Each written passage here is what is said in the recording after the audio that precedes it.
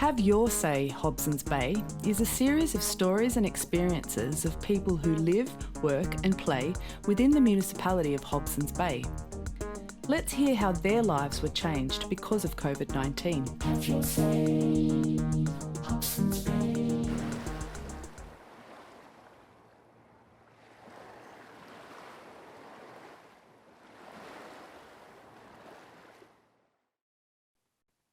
Hello, everyone. Welcome to Speakers Bank Podcast. Our voices, our views. Um, the Digital Story Network edition.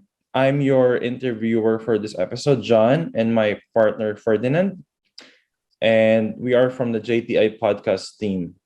We would like to introduce you to one of the members of Seabreeze Quilters. Her name is Denise Joy, and she's living in Altona, or simply we can call her DJ. Hi, DJ. How are you today? I'm good, thank you. How are you? Pretty much good. So welcome to Speakers Bank. First of all, I wanted to thank you for granting us this opportunity to interview you to discuss about the challenges and experiences of your organization amidst the pandemic. But before we proceed, can you please tell me something about the organization that you want to share with everyone, and why did you join the organization? I was moving to Altona Meadows after living 74 years in Brunswick, and it was a wonderful group that I had heard of, and I loved my quilting, and I decided I needed something to keep me occupied because my family all were working, and they're just a wonderful group of people for learning and keeping in contact with you during hard times. I just love the companionship of everybody that I've met so far. That's good. Good to hear that, DJ. So can you share with every one of us who are listening the things that the organization do before the pandemic? Well, I can't really say all of the things they did before the pandemic because, as I say, I lived in Brunswick for 74 years and I've only moved here since July last year. So I've sort of come in on the basis of just hearing about what they did before, like supporting the community, doing charity work, even sponsoring a couple of children overseas that I'd been told about. And I just felt that this was the type of group that somebody like me who was coming to a place where I knew nobody to join. And I recommend it to anybody. Wow, that's nice. Yep. So you came in just in time of the pandemic. Is that what you're saying? Well, you joined the group. I had a year and a half of being in lockdown prior to moving here. I came here in the middle of a lockdown. I had already joined the group 2 months before I moved. So I was basically, as soon as I got here, I was in lockdown. I think a couple of weeks later, we came out of lockdown for a week. Then we went back into lockdown. So I've technically lived here until they ceased lockdowns, being in a lockdown. Okay. So you can't really tell like the usual routine that the organization has before the lockdown as well. Yeah. But so yeah. So now our question is, when this pandemic hit globally, so how did you do with the organization? Like, what do you do together with them instead? Well, on my own here, I've been quilting and doing my patchwork and a bit of artwork. But I had the support of the group. They rang me up a few times to make sure I was doing okay and, did I need anything? And I had a bit of an emergency once that I had to go to hospital, and just in case I needed to stay overnight, I had the offer of people coming in and looking after my bird. But they ring up and they make sure I'm okay. And they keep in contact with everybody, which is something I hadn't had previously. Yeah, that is something really big. Yes. Like for an organization to do something for you as well, like not just for the skills or for just the quilting itself, but for your own welfare itself. Well, that's right. And I mean, they even gave me one-on-one tuition on how to do a Zoom meeting. They kept us informed of different things that were going on. They sent us little gift box at one stage because we couldn't attend a quilting meeting that was going to happen. So they sent us boxes instead. And at Christmas time, we all received a box, and we made placemats and bowl holders for people that were receiving Meals on Wheels. That's good. So not only do you learn, but you get a lot of backup in case you need it. Yep. And, it's just a complete group of people who take pride in looking after each other. Oh, that's a big word. Yeah. So you were saying that this organization not only gives you new skills or new hobbies, but this organization actually connects you with real people that cares with one another. Yes, So definitely. So it helps you actually discover about yourself and then how you see other people as well. So during the pandemic, you said so you're meeting face to face. I mean, you're meeting by a Zoom, and then now that the pandemic has lessened the restriction, are you meeting now face to face as well?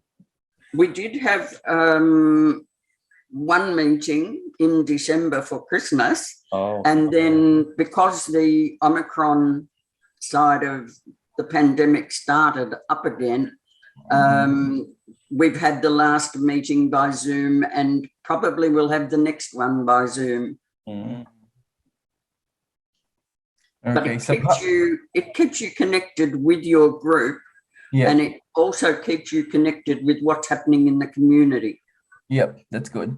Yep. So of course, this pandemic is really stressful for every one of us. So how do you divert, or how this organization divert the community or the members of it not to think too much of the impact of the lockdown that's happening?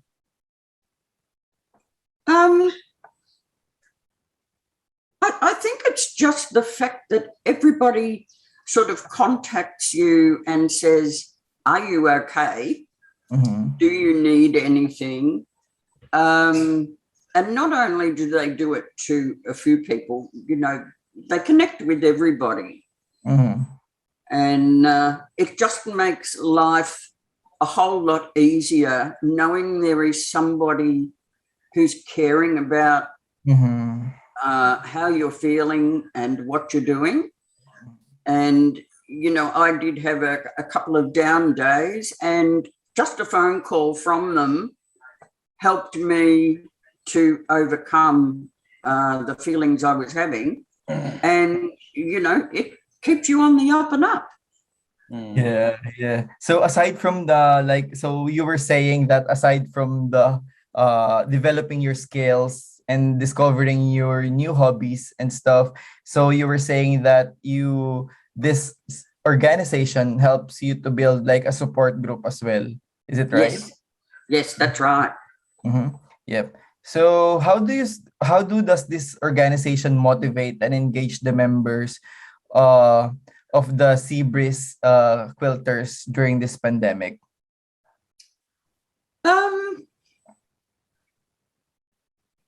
By having discussions about things that we would like to do, people that we would like to help,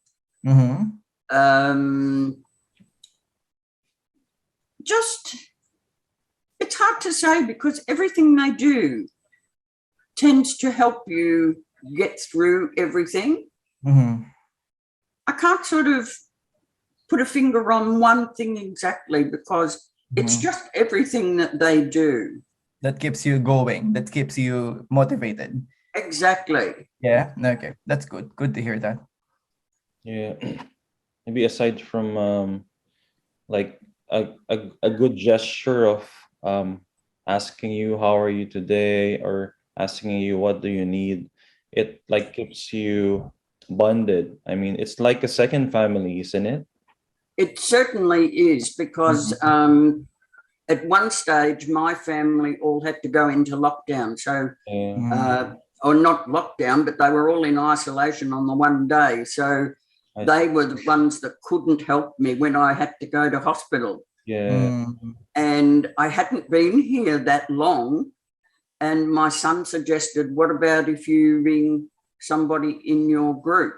And that was how they offered to come and look after my bird and the house while I was gone if I needed to stay in hospital. Wow. But fortunately, I was able to come home the same night. So, Yeah, you glad to know, hear. but yeah, definitely. And I mean, one of the members, I think you might have spoken to Kim. Yep. She Amazing. she has the keys to my house just in case anything unforeseen happens. That's good. That's good. So thank you so much, DJ, for sharing your experiences and then your insights during this pandemic. We're really glad to know that it's just so Seabreeze Quilters is just not for quilters itself. It's just not focuses on the skills and the things that you can do for the organization, but it also focuses on the welfare and the well-being of each and everyone on the group. Yes, So yes. I'm really glad to hear that each and everyone is properly supported, even beyond their the this this organization's purpose. So they support each and every one of you. They look after each other. They support each and everyone for their needs. And yes, especially during this pandemic, we're really glad to hear that from you, DJ. Okay, you're Yeah. welcome. Yeah. But yep. As much I would love to continue this conversation, but we have to end this podcast now.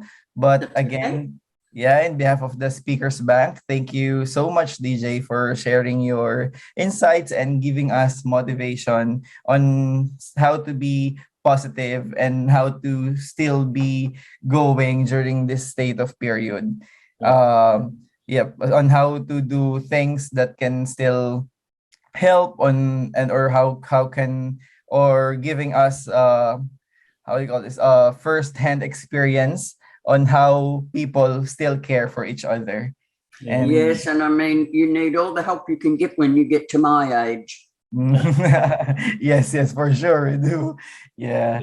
And it's really good to hear that amidst the pandemic, even though there are even challenges, a lot of challenges actually, this group actually, yeah, extend their help even beyond what they can do to help each other. Oh, definitely. I mean, without this group, I probably would have been pretty miserable in a new place, a new house, not having anything much to do. But this group has been wonderful. That's good.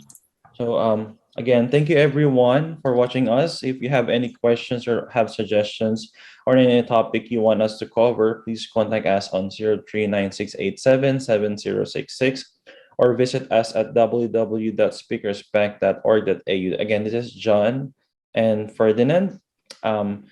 And saying thank you once again, and don't forget to subscribe to our YouTube channel, Speakers Bank, and to follow us on Facebook, Twitter, Instagram, and LinkedIn. So thank you again. Have a great day and keep safe, everyone.